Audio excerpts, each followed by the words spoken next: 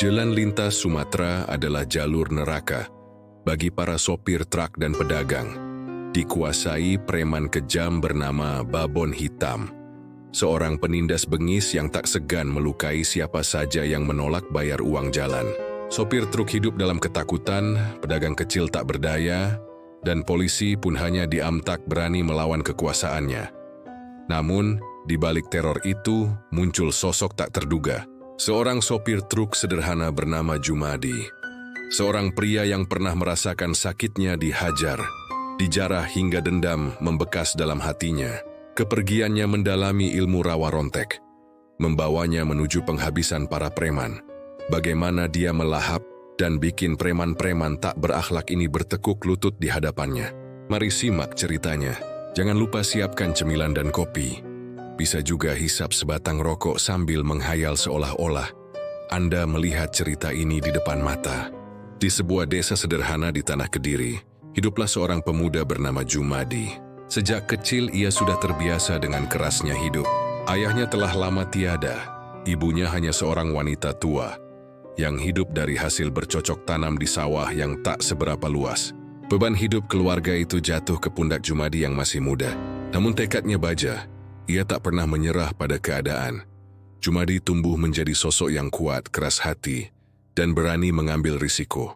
Setiap pagi ia berangkat membantu orang desa, mengangkut hasil panen, atau bekerja kasar apa saja.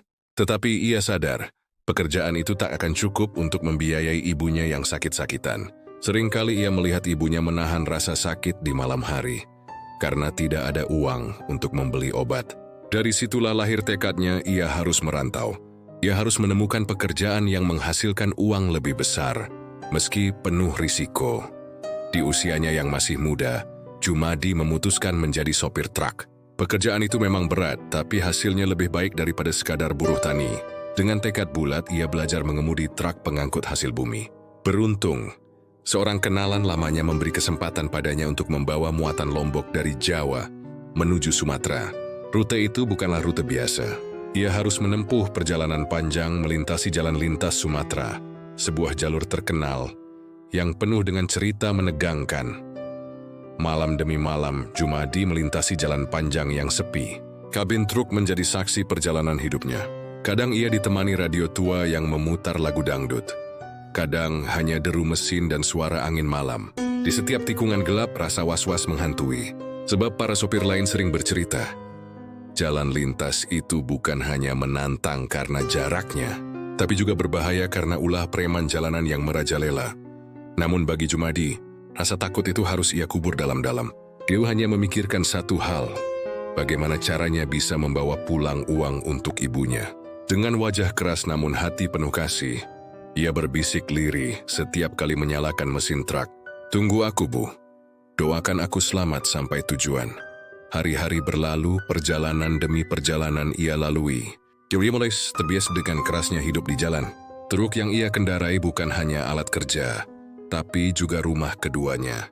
Di sanalah ia makan, minum, bahkan tidur saat lelah. Setiap kali pulang ke Kediri, ia membawa uang yang cukup untuk sekadar membeli obat dan kebutuhan sehari-hari. Meski sedikit, ibunya selalu menyambut dengan senyum haru.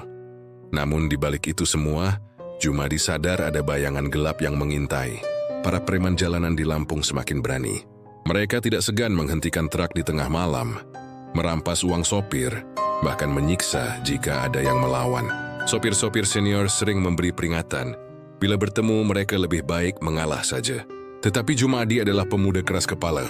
Ia berjanji pada dirinya sendiri, suatu saat nanti ia tidak akan pernah tunduk pada kezaliman siapapun. Begitulah kehidupan seorang pemuda Kediri yang berjuang di jalan lintas Sumatera. Ia hanyalah seorang sopir truk pengangkut lombok. Tapi semangat dan keberaniannya lebih besar dari raga mudanya. Ia tidak pernah menyangka perjalanan ini kelak akan membawanya bertemu dengan seorang preman legendaris. Seorang yang namanya ditakuti banyak orang. Seorang yang kelak akan menjadi musuh besarnya. Dialah Babon Hitam, preman bengis asal Lampung yang akan mengubah jalan hidup Jumadi selamanya. Di tanah Lampung, nama Babon Hitam sudah lama menjadi momok menakutkan. Orang-orang menyebutnya bukan hanya preman biasa, melainkan penguasa jalanan. Dari pelabuhan, pasar, hingga jalan lintas namanya menggaung penuh teror. Tubuhnya besar, wajahnya penuh luka bekas perkelahian, dan sorot matanya bagai api yang siap membakar siapa saja yang berani menentangnya. Sejak muda, Babon Hitam sudah bergelimang kejahatan. Ia merampok pedagang, mengeroyok sopir, dan sering membuat keributan di pasar. Berkali-kali polisi menangkapnya, namun selalu saja ia keluar dari jeruji besi. Ada yang bilang karena uang sogokan. Ada juga yang percaya Babon Hitam punya jaringan kuat di balik layar. Apapun alasannya, ia selalu kembali ke jalanan dengan dendam yang semakin membara. Di balik keberingasannya, Babon Hitam memiliki geng preman yang loyal. Mereka bukan orang sembarangan. Ada yang mantan napi, ada yang kabur dari kampung halaman karena kasus kriminal. Semuanya tunduk pada Babon Hitam, karena ia bukan hanya pemimpin, melainkan juga monster yang menebar ketakutan. Di tangan kanannya selalu tergenggam sebilah golok besar yang diasah setiap malam. Golok itu sudah meminum darah banyak orang dan menjadi simbol kekuasaannya. Babon Hitam bukan hanya memalak sopir, ia memperlakukan jalan lintas itu seperti miliknya sendiri. Siapapun yang melintas harus membayar upeti. Truk bermuatan hasil bumi jadi sasaran empuk, terutama truk pengangkut sayuran dan hasil panen dari Jawa. Bila ada sopir yang berani melawan, maka habislah riwayatnya. Banyak kisah kelam yang beredar. Ada sopir yang ditemukan babak belur di tepi jalan. Ada pula yang truknya dibakar karena berani menolak. Semuanya menjadi bukti betapa ganasnya Babon Hitam. Namun yang membuatnya lebih ditakuti adalah sifat bengisnya. Babon Hitam tidak sekadar mengambil harta. Ia menikmati melihat korban merintih kesakitan. Tawa kerasnya menggema setiap kali ia menebas atau memukul orang. Bagi warga Lampung, namanya identik dengan malapetaka. Orang-orang bahkan enggan menyebut namanya keras-keras, seakan takut kutukan datang menghampiri. Bagi para sopir lintas Jawa Sumatera, bertemu Babon Hitam adalah mimpi buruk. Mereka lebih baik menyerahkan uang hasil keringat ketimbang kehilangan nyawa. Dari situlah muncul ungkapan di kalangan sopir. Kalau bertemu Babon Hitam, jangan coba melawan. Uang bisa dicari, nyawa tidak. Di tengah teror itu, nasib membawa Jumadi, pemuda asal Kediri, melintasi jalanan yang dikuasai oleh Babon Hitam. Kedua sosok dengan latar belakang berbeda ini, pemuda yang mencari nafkah dan preman yang haus kekuasaan, akan dipertemukan takdir dalam sebuah benturan besar. Sebuah benturan yang akan mengguncang tanah Lampung, menorehkan darah dan menyalakan api dendam yang tak mudah dipadamkan. Malam demi malam, Babon Hitam terus menebar teror. Ia semakin ganas, semakin tak terkendali. Penjara tak bisa menghentikannya. Hukum tak bisa membelenggunya. Ia merasa dirinya raja jalanan.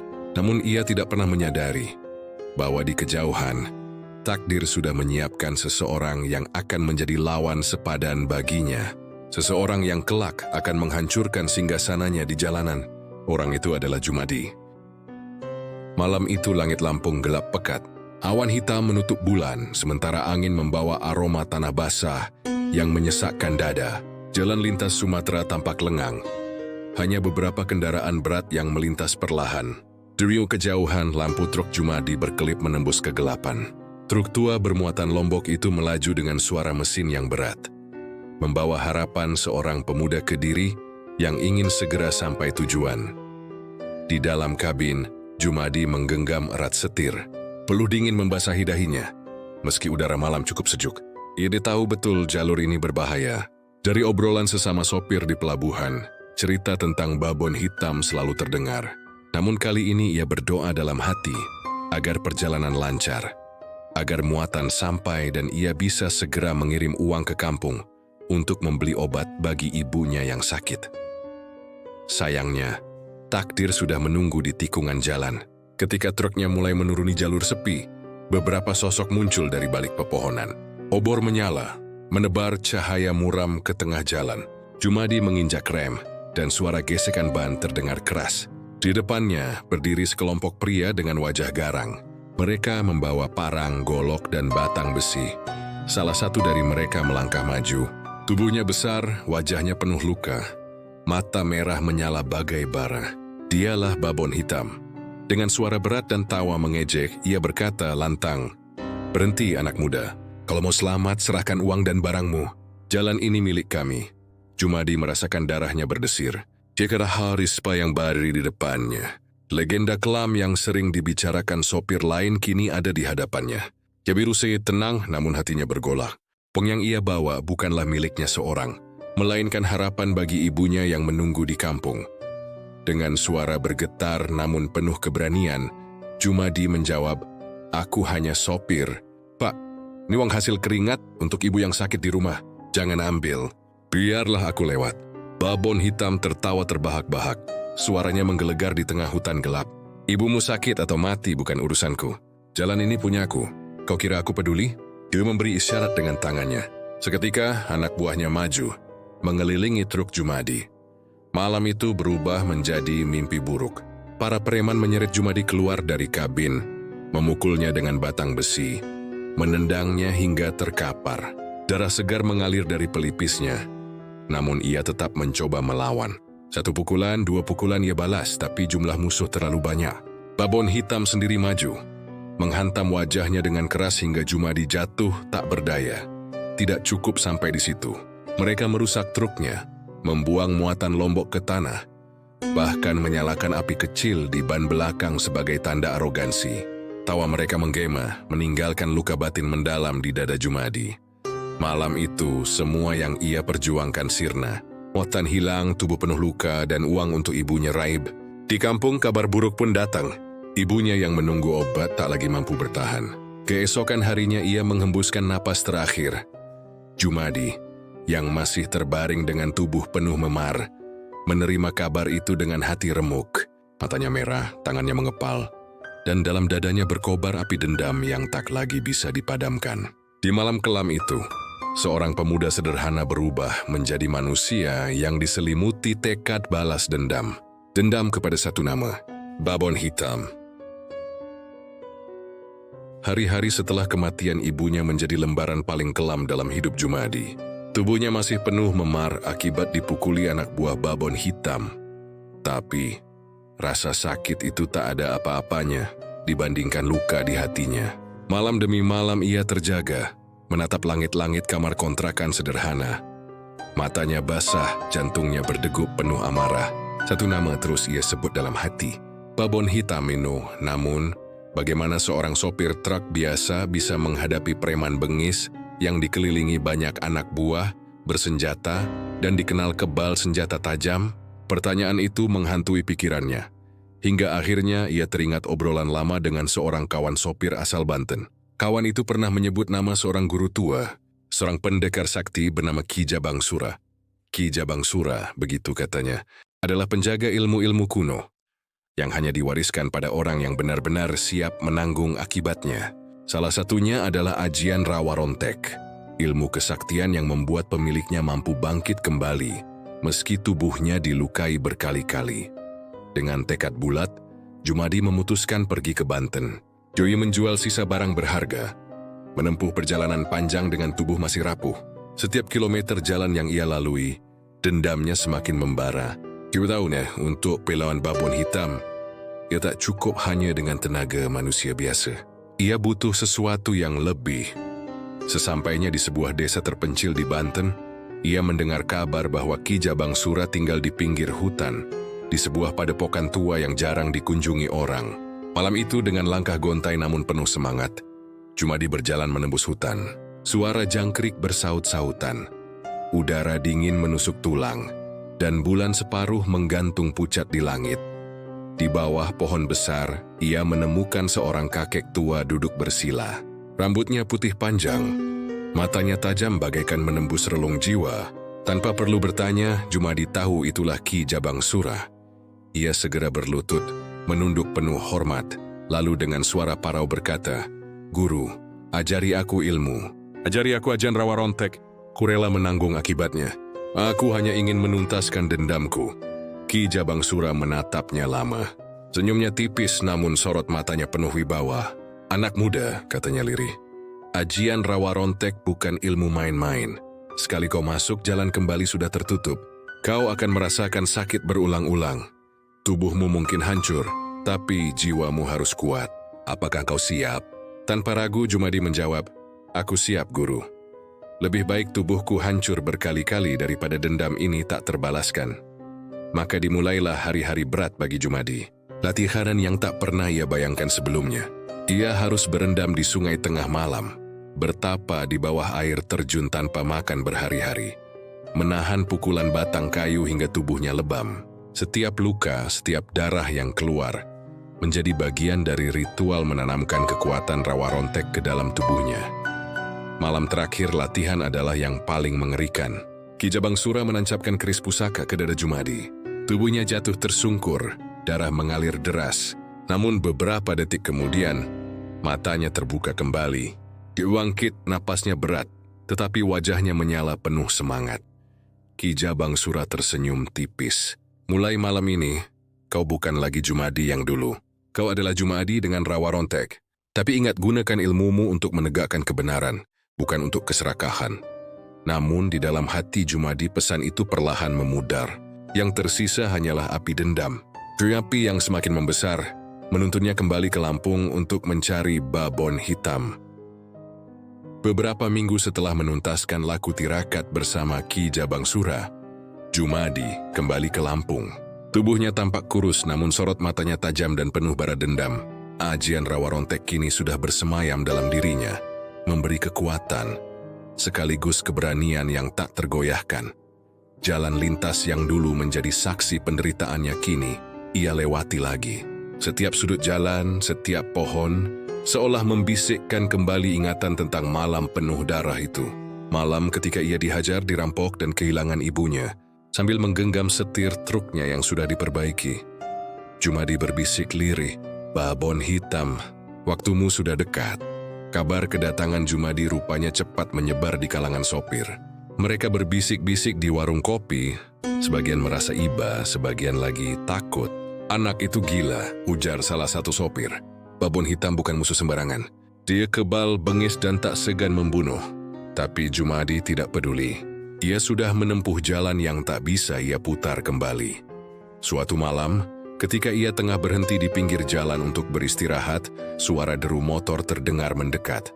Lampu sorot menembus gelap, dan segerombolan pria turun dengan tawa kasar. Jumadi tahu, inilah yang ia tunggu. Dari kerumunan itu, muncul sosok besar dengan jaket kulit hitam, tatapan liar, dan senyum bengis. Dialah babon hitam. Tawanya menggema. "Siapa ini? Sopir malang yang dulu aku hajar masih berani kembali ke sini. Kau belum kapok rupanya." Jumadi turun dari kabin truk. Wajahnya tenang, tapi matanya menyala.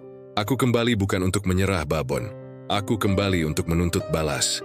Tawa para preman pecah menggema di tengah malam. Salah satu anak buah babon hitam maju, menghantam Jumadi dengan batang besi. Tubuh Jumadi terhuyung. Darah mengalir dari kepalanya, lalu ia jatuh tersungkur. Mereka bersorak, yakin Jumadi akan mati seperti anjing di jalanan. Namun beberapa detik kemudian, sesuatu yang mengerikan terjadi. Tubuh Jumadi perlahan bangkit. Luka di kepalanya masih mengucur, tapi matanya menatap tajam, penuh api. Anak buah babon mundur ketakutan. "Mustahil! Dia masih hidup!" teriak mereka. Babon hitam terdiam sejenak, matanya menyipit. Jumadi tahu ada sesuatu yang tidak wajar. Dengan suara geram ia berkata, "Ajian, kau pakai ilmu hitam ya?" Jumadi mengusap darah di wajahnya dengan tangan, lalu menatap lurus ke arah musuh bebuyutannya. "Ini bukan sekadar ilmu, Babon, ini dendam. Dan malam ini adalah awal dari perhitungan kita." Pertarungan pun dimulai. Anak buah babon menyerang bergantian, menghantam Jumadi dengan besi, golok, dan tendangan. Tubuh Jumadi berkali-kali jatuh. Tulangnya bagai patah, tapi setiap kali ia roboh, ia bangkit lagi. Semakin keras mereka menyerang, semakin kuat pula ia berdiri. Para preman mulai gemetar. Ketakutan merambati wajah mereka. Sementara itu babon hitam hanya berdiri, mengamati dengan mata penuh kebencian. Dalam hatinya untuk pertama kali muncul rasa ragu. Malam itu ia menyadari bahwa musuh yang dulu ia anggap remeh, kini telah kembali dengan kekuatan yang tidak bisa dianggap enteng. Malam semakin mencekam. Pertemuan pertama antara Jumadi dan babon hitam telah dimulai. Dan semua orang tahu, ini baru permulaan dari pertarungan panjang yang akan menggetarkan seluruh Lampung. Pertemuan pertama itu membuat malam di jalan lintas Lampung berubah mencekam. Anak buah babon hitam, Yang biasanya penuh percaya diri, kini gentar. Mereka sudah menyaksikan sendiri bagaimana Jumadi, meski berkali-kali dihantam besi, jatuh tersungkur dengan tubuh penuh luka, tetap bisa bangkit kembali. Sesuatu yang mustahil bagi manusia biasa. Namun Babon Hitam bukanlah preman sembarangan. Hidupnya penuh dengan kekerasan dan dendam. Ia sudah kenyang keluar masuk penjara, menghadapi puluhan musuh, bahkan menumbangkan beberapa orang tanpa ampun. Baginya rasa takut sudah lama mati. Dengan langkah berat Babon Hitam maju. Tangannya meraih sebilah golok panjang yang terselip di pinggang. Kilau logamnya berpendar di terpa cahaya obor. "Kalian mundur," katanya kepada anak buahnya. "Biar aku yang ngurus bocah ini. Ku ingin lihat sejauh mana ilmunya." Suasana mendadak sunyi. Para preman menelan ludah, mundur dengan wajah tegang. Mereka tahu jika bos mereka sudah turun tangan, maka akan ada perlawanan sengit yang tidak bisa dianggap remeh. Jumadi berdiri tegak meski tubuhnya penuh goresan luka. Nafasnya berat, namun matanya tak sedikit pun bergeser dari sosok Babon Hitam. "Kau pikir aku takut dengan golokmu?" katanya dengan suara parau. Babon Hitam tersenyum sinis lalu berlari cepat ke arah Jumadi.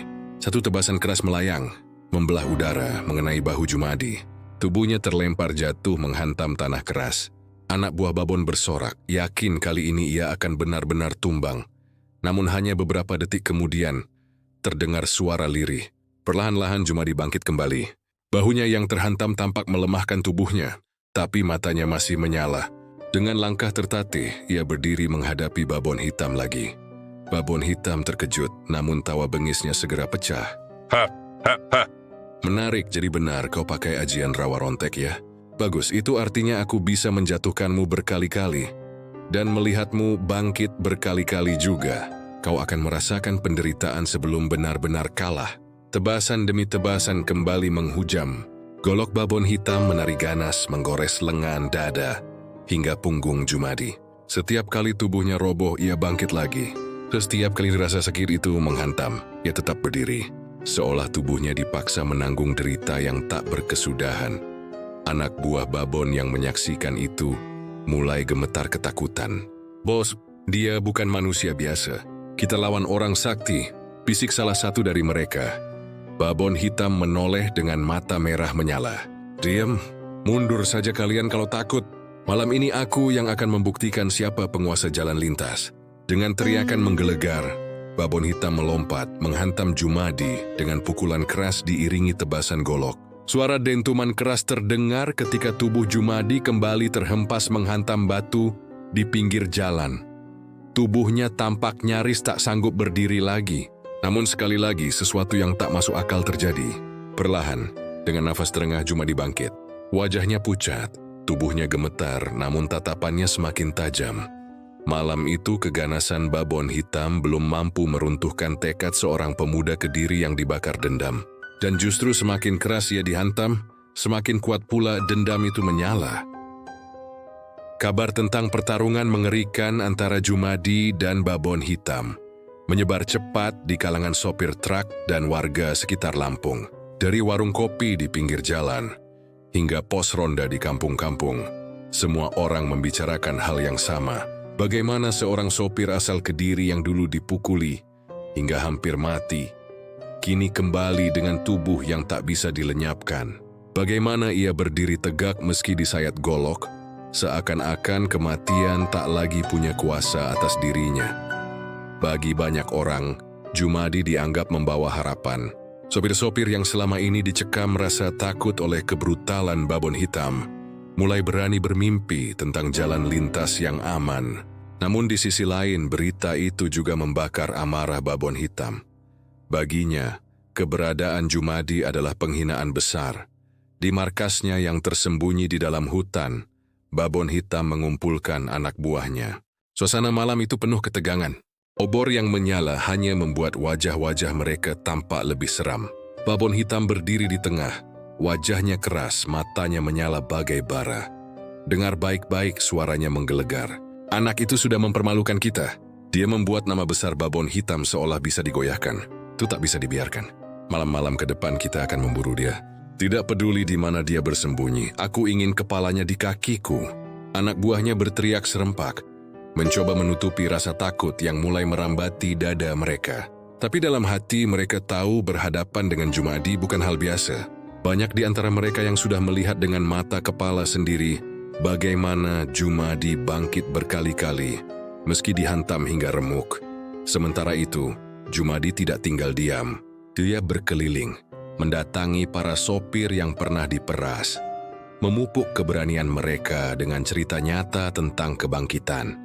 Babon Hitam bukan dewa, katanya dengan suara tegas. Dia manusia, dan manusia bisa dijatuhkan. Kata-kata itu menyebar bagaikan api. Para sopir yang dulunya hanya bisa menunduk kini mulai berani melawan. Mereka saling mendukung, mengumpulkan keberanian. Bahkan ada yang membawa senjata seadanya untuk berjaga-jaga di jalan. Namun dendam di dada Jumadi tak sekadar ingin menjatuhkan Babon Hitam. Dendam itu membara sampai ke tulang. Setiap malam ia teringat wajah ibunya, suara rintihannya, dan kabar kematian yang datang di hari ia terkapar di pinggir jalan. Itu membuatnya tak pernah merasa lelah. Meski tubuhnya berkali-kali merasakan sakit, lambung pun berguncang.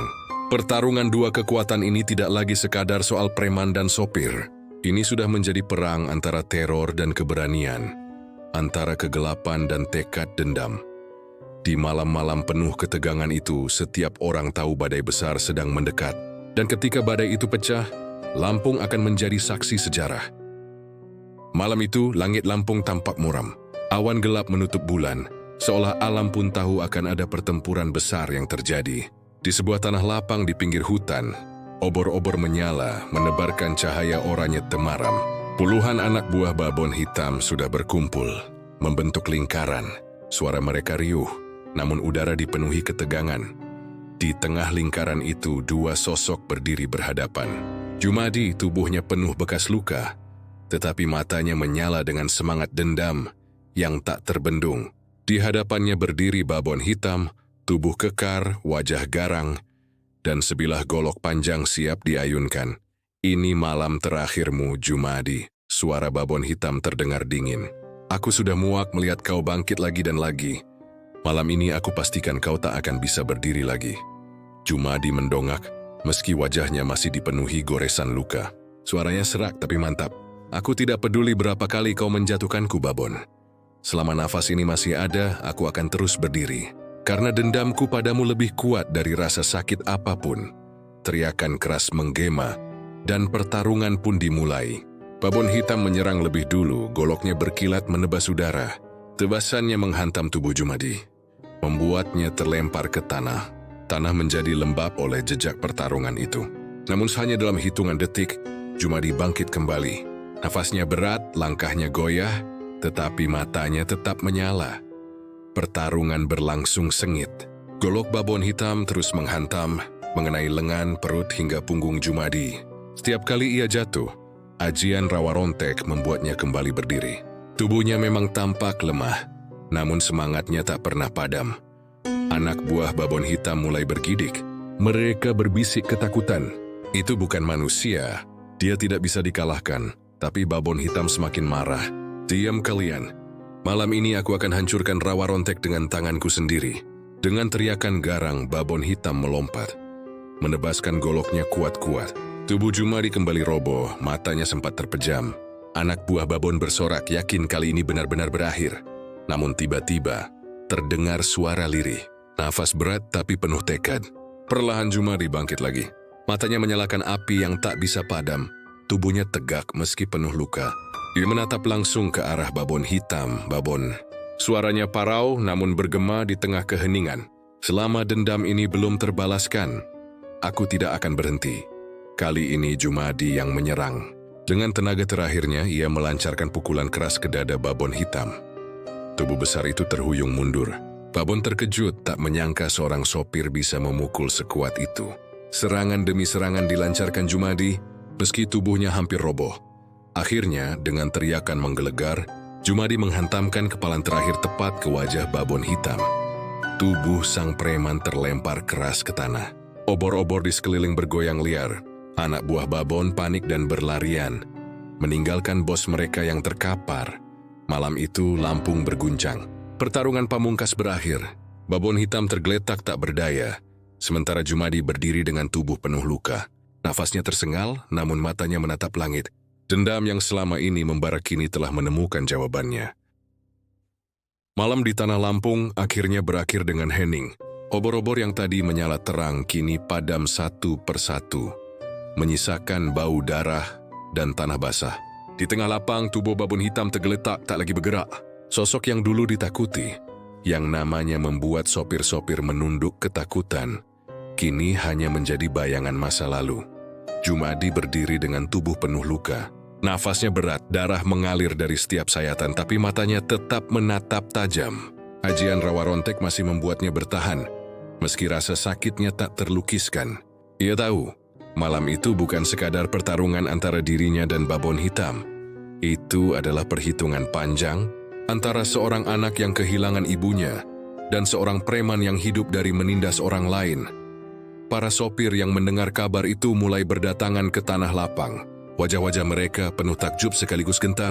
Mereka melihat Jumadi, seorang dari mereka, yang dulu hanyalah sopir sederhana, kini berdiri bagaikan bayangan tak terkalahkan.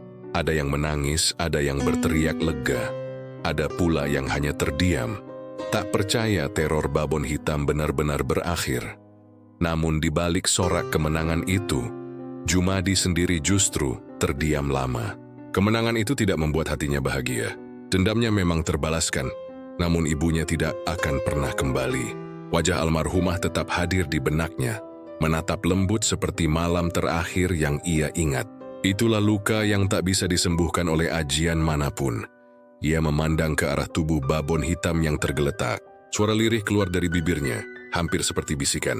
"Iwoy, ini untukmu." Tapi hatiku tetap hampa. Pagi menjelang, cahaya matahari menembus pepohonan, menyinari tanah yang penuh bekas pertarungan. Burung-burung berkicau, seakan ingin menghapus jejak malam penuh darah. Jumadi berjalan perlahan meninggalkan Tanah Lapang. Langkahnya tertatih, tubuhnya ringkih, namun semangatnya belum padam. Sopir-sopir yang melihatnya memberi jalan, sebagian menepuk bahunya dengan hormat. "Kau sudah memberi kami harapan," kata salah satu dari mereka. "Jalan lintas ini akan aman karena keberanianmu." Namun Jumadi tidak menjawab. Ia hanya tersenyum tipis, lalu melanjutkan langkahnya. Dalam hati ia tahu hidupnya tak akan pernah sama lagi.